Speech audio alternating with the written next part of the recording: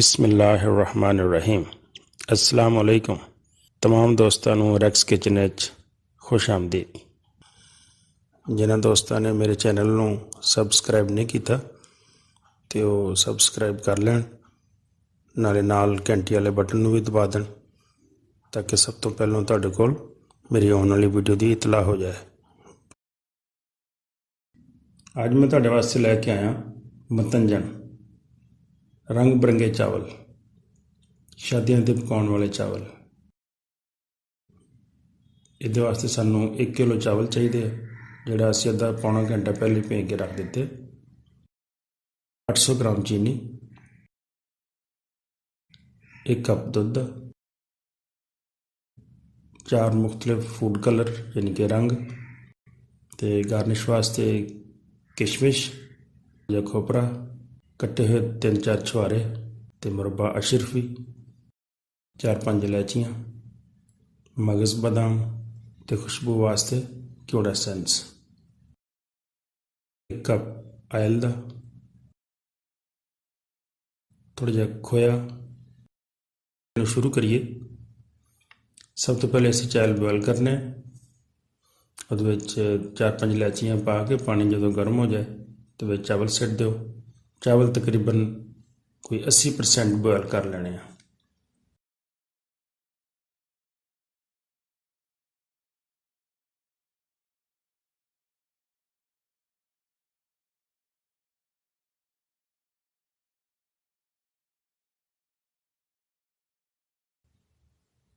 उस तो बाद ठंडा पानी ये ते पा के इन्हूं थोड़ा जिहा छान लैना। इस तरह फिर चावल कल्ले कल्ले रहिंदे, जुड़दे नहीं। असीं चीनी दी चाशनी बना लैने। चीनी पा लो ते विच 1 कप दुध पा दिओ।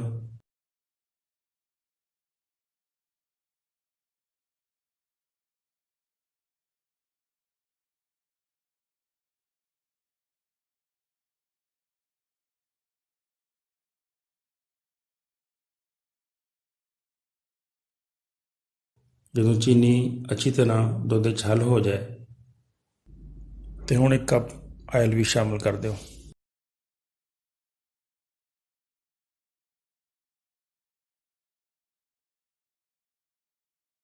तो चाशनी तुहाडी तैयार है।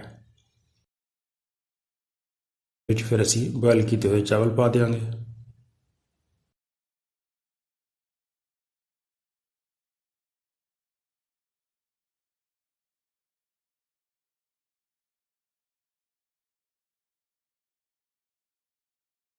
पाँच 7 मिनट फिर असीं इन्हां नूं चाशनी दे विच पकावांगे। जदों महसूस करो कि पानी विचों खुश्क हो गया तो फिर असीं इहनूं दम लावांगे।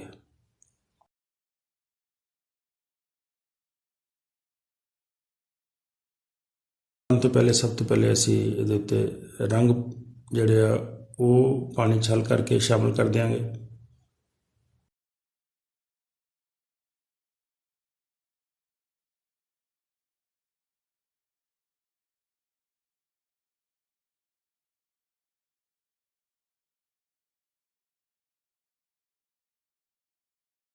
किशमिश, कटे हुए छुहारे,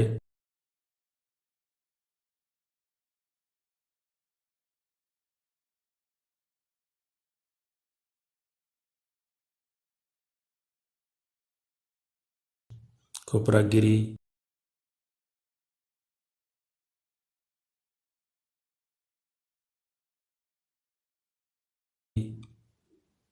बादाम,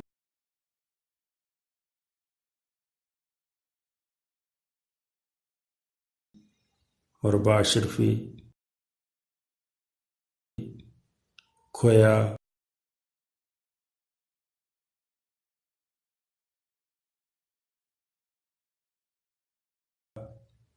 ते क्यूड़ा एसेंस ते चंद कतरे।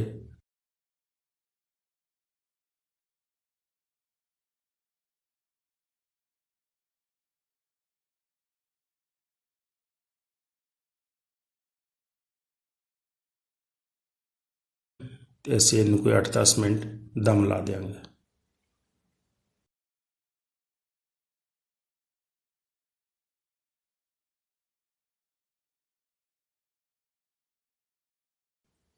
8-10 मिनट हो गए। मतंजन साडा बिल्कुल तैयार। बड़ी प्यारी खुशबू तो बड़ा प्यारा जायका तो बहुत ज़्यादा खूबसूरती भी। मतंजन साडा बिल्कुल तैयार।